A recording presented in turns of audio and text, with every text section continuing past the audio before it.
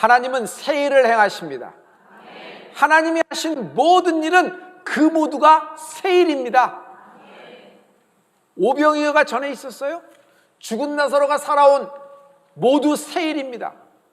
모든 응답과 이적과 기사와 표적, 여러분 하나님의 새 일이 임하는 축복이 있을지어다. 젊은 날에 여러분 물려받은 것도 있으면 너무 감사한데 빚이 대물림된 거예요. 그냥 이제 청년으로 살아볼까 했는데 그냥 부모님의 영향으로 신용 불량자가 되어버렸어요. 자기 이름 한 번 제대로 써보지도 못하고 그렇게 돼버린 겁니다. 어떡합니까? 그냥 모든 것이 그냥 마이너스에서 시작하니까 이 청년이 살 소망이 없는 겁니다. 그런데 예수님을 부른 거예요. 예수님께 매달린 거예요. 그리고 말씀을 믿은 거예요. 그랬더니 하나님이 그에게 새 길을 열어주셨습니다. 여러분, 어떤 막다른 길, 어떤 불가능한 상황에서 환경과 상황과 조건에 절대로 휘둘리지 말아야 돼요. 여러분, 이것이 회복이라는 것이 있어요. 자기의 노력으로, 자기의 힘으로 회복되는 것이 아니라 성령의 회복의 역사가 있을 축복이 있을지어다. 애굽살이는 종살입니다. 매일 자고 일어나면 같은 신분의 노예일 뿐 바뀌어지는 것이 하나도 없어요. 새 소식은 하루도 들리는 것이 없는 것이 이들의 인생이고 신분인 것입니다. 그런데 이스라엘 백성을 위하여 하나님이 새 일을 행하십니다. 400년 동안 종으로서 뿌리내려 살던 애굽에서 300만 명이 출애굽되는 사건이 생기는 것입니다. 그러나 홍해 앞에 가로막혔어요. 길이 끊어진 것입니다. 여기서 하나님은 바다를 열고 새 길을 여시는 분이십니다. 하나님의 새 일이에요. 하나님이 새 일을 행하시면 회복된다. 여러분, 인생에서 회복이란 건 굉장히 중요합니다. 어느 정도까지 회복을 생각하나요? 여러분, 언제나 여러분의 상상과 여러분의 생각을 더 축복으로 역사하시는 하나님의 생각, 하나님의 마음을 품는 여러분 되길 예수 이름으로 축원합니다. 하나님은요, 무한대에 계신 분이에요. 우리는 유한한 존재입니다. 우리가 하나님의 축복을 받으면요, 하나님의 그 사랑의 말씀이 나를 향하고 있는데 오늘 하나님이 나에게 새 일을 행하사 당신이 회복됩니다. 여러분, 회복된다 딱 잡아보실래요? 제가 어떤 얘기를 하는지. 새 일을 행하사 회복된다. 새 역사로 회복된다. 새 길이 열리사 회복된다. 회복되는 축복이 있을지어다. 이것은요, 애굽의 바로도 이스라엘 12지파도 전에는 듣지도 보지도 못한 하나님의 새 일이 일어난 겁니다. 저절로 생긴 거예요? 그냥 우연히 맞아졌어요? 진화돼서 이런 일이 생겼을까요? 아니에요. 하나님이 새 일을 시작하신 것입니다. 여러분 안에 하나님이 소원을 두시고 새 일을 시작하실 것이다. 하나님이 여러분의 영혼에 불을 당겨주시기를 축복합니다. 이스라엘 12지파 모든 영혼의 스위치가 켜지는 겁니다. 저는 자전거 타는 걸 좋아합니다. 여기서 한강변을 쭉 따라가면은 여의도 정도 찍고 오는 것이 저의 루틴이에요. 그런데 한 30분, 35분까지는 저는 힘이 들어요. 발도 힘들고 호흡도 힘들어요. 그리고 자전거도 이렇게 쭉 안정성이 가는 것이 아니라 좀 뒤뚱뒤뚱 막 그래요. 그런데 어느 순간 그 30분이 지나면요, 호흡도 일정하게 돼요. 그리고 중심을 잡는데 아주 정석주행으로 똑바로 잘 흔들리지 않고 가는 것을 볼 수 있어요. 저 마음속에서 뭔가 스위치가 켜지는 느낌을 받거든요. 사랑하는 성도 여러분, 영혼의 스위치가 있어요. 자동차를 운전합니다.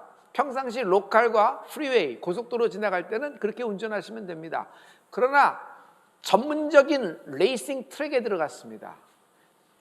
비행기가 마을을 돌파할 때 뻥 하고 돌파하잖아요. 그거와 똑같이 터보 스위치가 있는 거예요.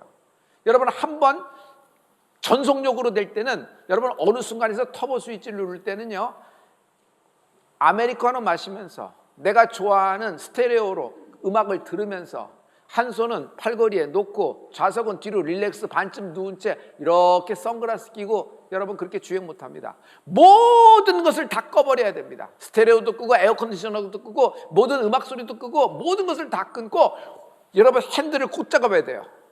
그리고 자기 자세, 시트도 자세하고 여러분 트윈벨트를 딱 하고 헬멧도 써야 됩니다. 오직 시선은 전방을 주시하고 모든 긴장을 하는 거에 전방의 안전이 확보되는 순간, 결정적인 순간에 터보 스위치를 딱 누르면 여러분 팍 하고 튀어나가서 통과하는 것을 볼 수 있어요.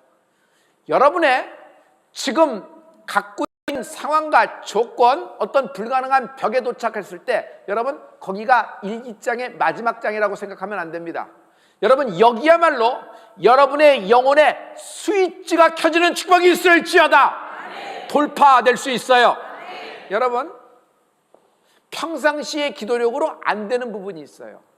베이스는 평상시의 기도력입니다. 그러나 그 평상시 기도력은 안 되는 부분이 있어요. 그때는 영혼의 스위치, 잠자는 영혼이 깨어나는 은혜가 있을지어다. 오늘 삭개오의 이야기인데 삭개오의 영혼의 스위치가 켜진 거예요. 삭개오는 예수님을 만납니다.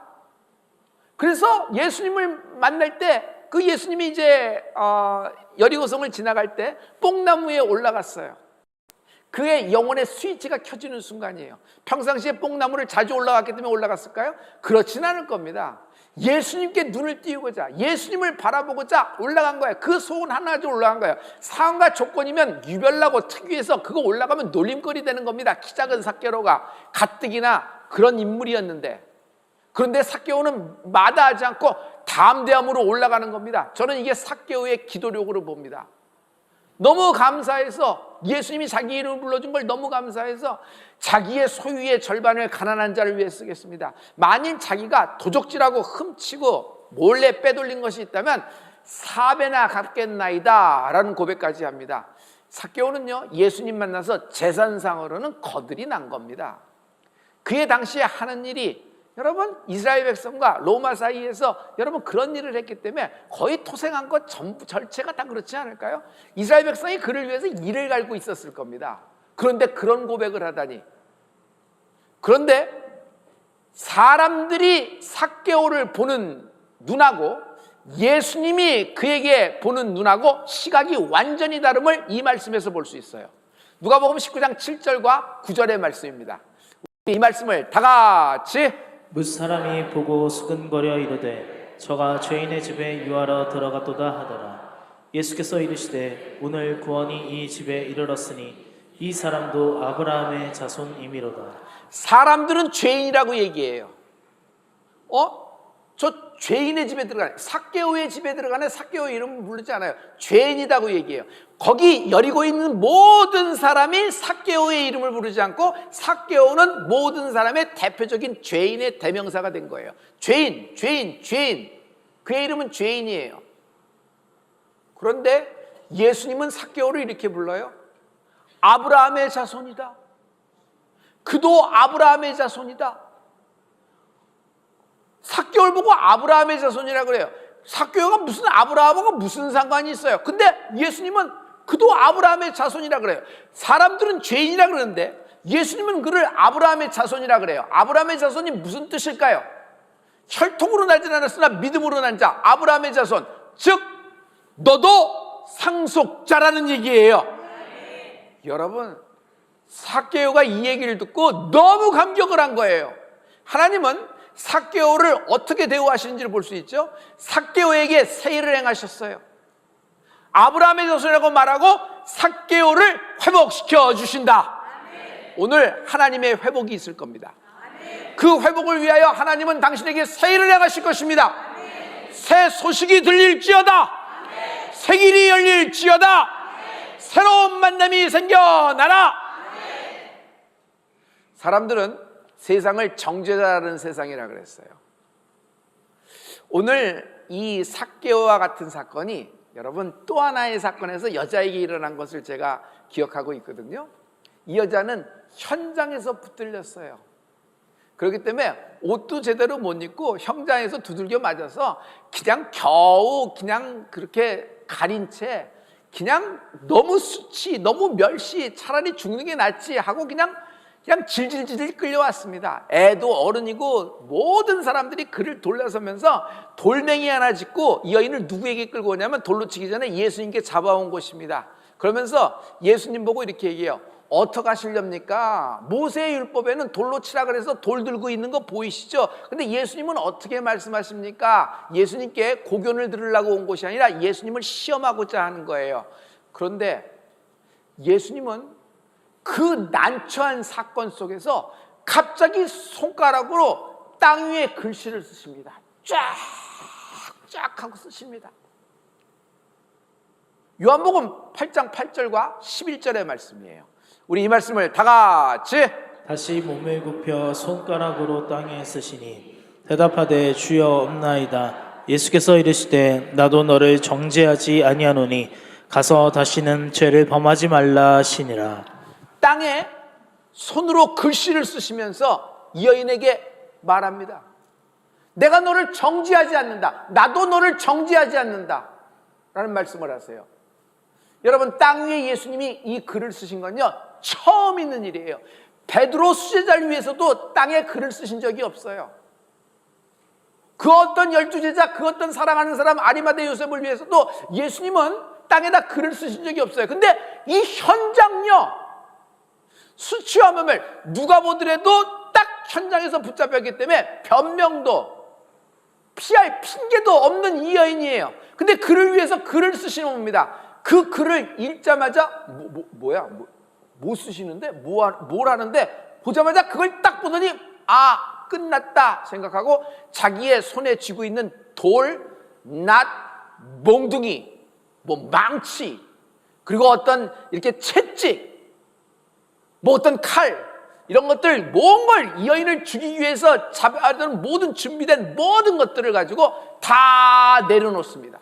그 여인 옆에. 그리고 뿔뿔이 흩어져서 자기 집으로 돌아가는 것이에요. 사랑하는 성도 여러분, 성경에는 이 여인을 위해서 예수님이 쓴 글의 내용은 적혀 있지 않습니다. 그러나 우리가 한번 생각해 보면 어떨까요? 뭐라고 쓰셨을까요? 예수님이 땅에다 손으로 뭐라고 직접 쓰셨을까요? 얼마나 소중하면 그렇게 쓰셨을까요? 저는 이렇게 생각합니다. 거기에 주님이 분명히 이렇게 쓸 거라고 확신해요. 야라씨, 상속자, 이 모두가 아는 가장 죄인된 여인, 돌에 맞아 죽어야 되는 그런 운명이에요. 그런 상황에 딱 걸렸어요. 빼도 박도 못하는 상황이에요. 모두가 죄인이라고 여기는 그런 여인이에요. 율법에도 돌로 치라 그랬어요. 그런데 주님은 그 죄인된 현장료를 더해서 뭐라고 말씀하시면 야라씨, 이도 상속자다. 예수님이 현장의 여인을 지켜주십니다. 사람들은 깜짝 놀라요. 수천 년간 율법 아래서 살고 있던 자기들, 그래서 돌로 죽여야 되는 그 여인을 위하여 주님이 복음을 선포하는 것이에요. 여러분, 복음을 쉽게 뭐라 그러죠? 예수님이 날 지키러 오신 분이다. 예수님은 이 땅에 오셨습니다. 나를 구원하러 오셨습니다. 날 지키러 오신 분이십니다. 마귀에게 속았습니다. 세상에게 휘둘리고 마귀에게 속았기 때문에 불안하고 두려움에 떨고 있는 나를 지키러 오신 분이 예수님이십니다. 나의 불신앙과 믿어지지 않는 의심, 그리고 나의 불순종, 나의 교만, 거들먹거리는 것, 조그만다고 오만한 모든 것, 나의 죄, 이것 때문에 멸망받아야 되고 지옥으로 갈 수밖에 없는 나를 위하여 예수님이 날 지키러 오신 것입니다. 사랑하는 성도 여러분, 여러분 흘러 떠내려가지 않아요. 여러분, 그 지금 맞닥뜨린 문제에서 여러분 절대로 망하지 않아요. 하나님은 여러분의 죽음의 동굴문을 열고 나사로야 나오너라, 내 이름을 부르고 나를 죽음에서부터 끄집어내실 분이 예수님이십니다. 세일이에요. 세일이에요. 주님이 나사로를 위해서 세일을 행하셨어요. 오늘 당신의 죽음의 문을 여실 것입니다. 그리고 죽음 문 속에서, 그 동굴 안에서 길을 못 찾고 문을 못 찾고 헝금의 수위에가 칭칭 감춰하고 거기서 죽음의 시간을 보내고 있는 당신, 주님이 당신의 이름을 부를 거예요. 나사로야 나오너라. 상속자 야라씨, 자녀이면 상속자, 하나님의 상속자, 그리스도와 함께한 상속자 나오너라. 나를 불러 끄집어내실 분은 예수님이십니다. 인생은요, 살면 살수록 허무하고 공허해요. 많은 업적이 있고 뒤돌아볼 많은 실적이 있고 지금도 괜찮아요. 그러나 여러분, 인생에는 공간이 있는데 그 공간은요, 여러분의 재산, 여러분의 학위, 여러분의 라이센스, 그동안의 업적, 그동안에 받은 모든 칭찬과 인정, 이걸 아무리 때려넣어도 그 부분은 채울 수 없는 그 부분이 있어요. 왜? 하나님이 그렇게 설계하셨기 때문이에요. 그 부분은 누구만이 채울 수 있어요? 오직 하나님, 성령님만이 채워줄 수가 있는 것입니다. 그렇기 때문에 인생은 어떤 순간을 맞아도 마지막엔 공허해요. 마지막은 empty, 허무해요. 그냥 텅 빈 것 같아요. 이 텅 빈 허무한 나 예수님이 채워주시기를, 성령으로 채움을 받는 여러분 되길, 충만한 은혜가 있기를 예수 믿도록 축원합니다. 이 현장에서 걸린 여인, 사람들은 정지하지만 예수님은 이 여인에게 새 소식을 전한 것입니다. 땅에 쓰신 겁니다. 전에는 한 번도 해본 적이 없는, 모세를 위해서도 땅에 쓰신 적이 없어요. 아브라함을 위해서도 땅에 쓰신 적이 없어요. 그런데 가장 인생의 가장 밑바닥 죄악에서 당연히 죽어 마땅할 여인을 위하여 예수님이 직접 땅에 쓰신 거예요. 하나님이 이 땅에 오셔서 이 여인 하나를 위하여 새 일, 새 소식, 새 역사를 이루시는데 땅에 쓰시는 거예요. 이 여인을 정죄치 않는 예수님을 찬양합니다. 성도 여러분, 과거로부터 자유하라. 과거를 어떻게, 과거가 난데, 그래서 내가 이루어진 건데, 과거는 과거일 뿐, 시간이 지나가면 그냥 무뎌지는가? 무뎌져요? 아직도 그 과거가 나를 옥매고 영향력을 발휘해요. 내버려두죠? 여러분, 내버려두면 여러분 병력도 가족력도 그대로 자손들에게 내려가는 거 여러분 잘 알고 있죠? 내버려둬서 될 일이 아니에요. 나하고 상관없으니까, 안 나타났으니까 나는 내 대에는 괜찮다 해서 될 일이 아니에요. 반드시 믿음의 조상이 있어요. 그 가문에는 영혼의 스위치를 킨 사람이 있단 말이에요. 삭개오 가문은 누가 스위치를 켰어요? 삭개오가 킨 거예요. 삭개오 이전에는 영혼의 스위치를 킨 사람이 없어요. 그 가문에는 누가 영혼의 스위치를 켰어요? 아브라함이 킨 거예요. 아브라함 전에는 영혼의 스위치를 킨 사람이 없어요. 하나님이 아브라함을 불러주시자 아브라함의 할아버지, 아버지가 없었겠어요? 그러나 아브라함이 믿음의 조상이 되었다. 오늘 하나님이 당신의 이름을 불러서 끄집어내어 주신다. 영혼의 스위치가 당겨지는 은혜가 있을지어다. 성령의 불이 붙는 은혜가 있을지어다. 여러분, 하나님이 당신을 위하여, 당신 가문을 위하여, 당신의 자녀를 위하여 새 일을 행하실 것입니다. 이 현장녀를 위하여 하나님이 새 소식을 전한 거예요. 새 역사를 이루어 주신 거예요. 이 여인은 회복된다. 이 여인은 회복된다. 이 여인은 회복된다. 여러분, 제가 어떤 얘기를 하든지 회복된다, 이렇게 크게 한번 선포해 보시기 바라요. 준비되셨나요? 온라인 교회 교인 여러분, 여러분도 같이 해줘요. 새 일로 회복된다. 새 역사를 행하사 회복된다. 새 길을 만드사 회복된다. 새로운 만남을 통하여 회복된다. 하나님의 회복이 있을지어다. 아멘. 하나님은 회복시키시는 분이에요. 아멘. 살리시는 분이에요. 아멘. 누구든지 어떤 과거, 어떤 상처를 갖고 있어도 예수님을 만나라. 아멘. 오늘 예수님을 만나라.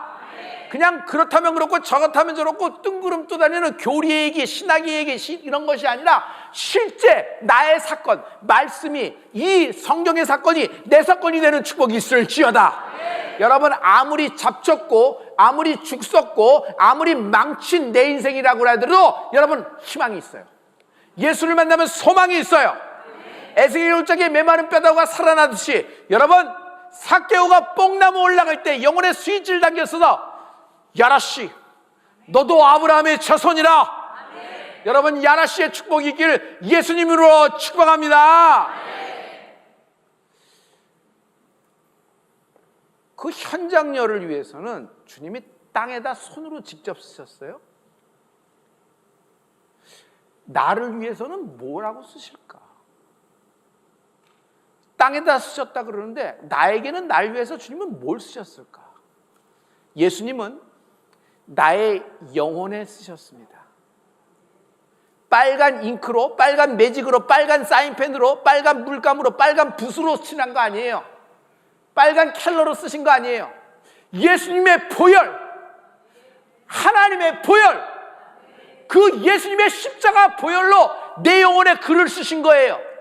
제가 그 글을 읽어드릴게요. 야라씨, 너도 야라씨다.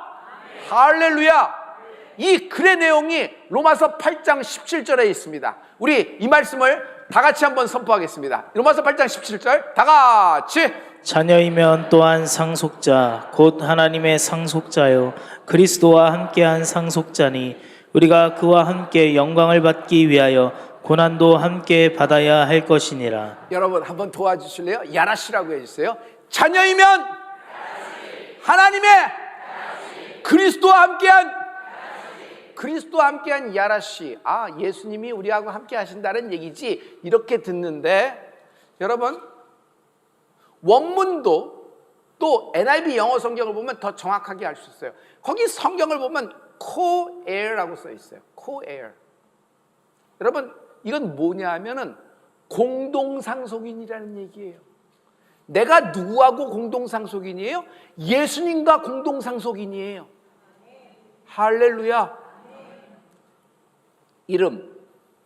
이름은요, 내 이름이 누구의 이름하고 붙어 있느냐가 관건이에요. 여기가 킥이 있어요. 내 이름이 못 쓸 사람하고 붙어 있어요. 그때부터 엉긴 거예요. 그렇게 잘 나가다가 어떻게 그래? 그냥 홀린 거예요. 갑자기 그 이름하고 붙어버렸어요. 아니, 난 서류 한 장 줬는데 무슨 얘기하지 마요. 그게 서류가 아니에요. 인감이 넘어간 거지. 그 인감이 왜? 내 이름이 있잖아요. 내 이름. 그래서 내 이름이 누구의 이름하고 붙느냐가 여러분 인생에서 가장 중요한 킥이 되는 거예요. 그래서 성도 여러분, 만남의 축복이 있을지어다. 할렐루야. 그런데 예수님과 함께한 상속자, 이 말은 뭐냐면 예수님의 공동상속인, co-heir가 됐다는 거예요. 공동상속인. 나는 예수님과 공동상속인이다. 내 이름은 예수님과 붙어버린 거예요. 여러분 이게 조금 이제 좀 먼 것 같이 느껴지는데 제가 얘기해 볼게요. 여러분이 이름이 누구하고 붙었냐면 구글의 상속자와 이름이 붙었어요. 아, 이것도 그럼 좀 더 실감나게 해줄게요. 여기 코엑스의 상속자하고 여러분이 이름이 붙었어요. 그러면요, 여러분 지금 벌써 느낌이 달라질걸요? 인생에서 실패가 절대로 실패가 아닐 거예요. 왜? 당당하니까. 근데 나는 세상 만물하고 붙은 것이 아니라 하나님의 이름, 예수님과 공동상속, 예수님과 이름이 붙은 거예요. 할렐루야.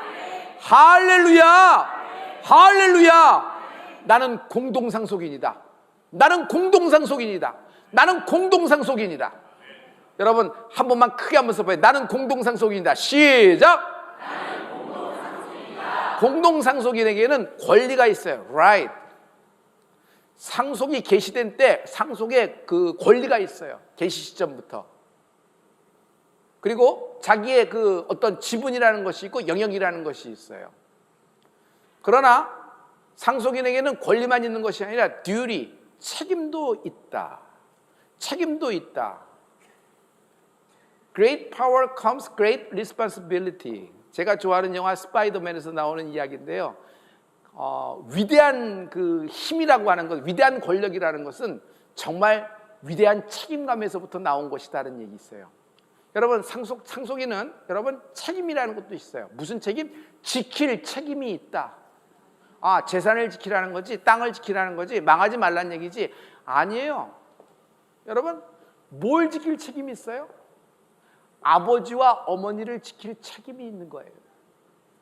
누구로부터? 형 에서로부터. 그리고 솔직히 얘기해서 야곱은 형 에서도 지킬 책임이 있는 거예요. 그냥 내버려두면 형 에서가 자기를 죽이는 거예요. 그러면 형제간에 똑같이 가인과 아벨이 똑같이 리핏되는 저주가 계속되잖아요. 그러니 여러분, 자기 아버지, 자기 어머니, 그 영적인 상속을 주는 그런 것을 지키는 은혜가 있을지어다. 사랑하는 성도 여러분, 하나님이 우리에게 야라시, 하나님의 상속자라고 우리를 불러주셨습니다. 그냥 그 정도로 우리를 위한다는 느낌을 주기 위해서 단어를 쓰신 것이 아니라 실제 우리를 상속인으로 전이할 때는 하늘나라의 등기가 되었다. 여러분, 이사라고 많이 얘기하죠. 사장님이라고 많이 얘기하는데 어떤 이사라고 얘기할 때 뭐 사내 이사도 있고 사회 이사도 있는데 이름만 이사예요. 불러주는 호칭만 이사예요. 그 사람 기분 좋으라고 그렇게 얘기하는 거예요. 그런데 등재된 이사는 같아요, 달라요? 달라요. 그는 의결권을 갖고 있어요. 그는 자기 몫이 있단 말이에요. 이런 거랑 똑같은 거예요. 여러분, 우리는 하늘나라에 등기되었어요. 그 얘기는 뭐냐면 하늘나라에 10거울의 권세가 나를 위하여 충성하는 하나님의 자녀들에게 하나님이 예비하실 줄 믿습니다. 하나님은 기억하시고 기록하시고 갚아주는 분이십니다. 할렐루야, 할렐루야. 우리가 야라시의 위를 얻음이 이때를 위함이 아니뇨.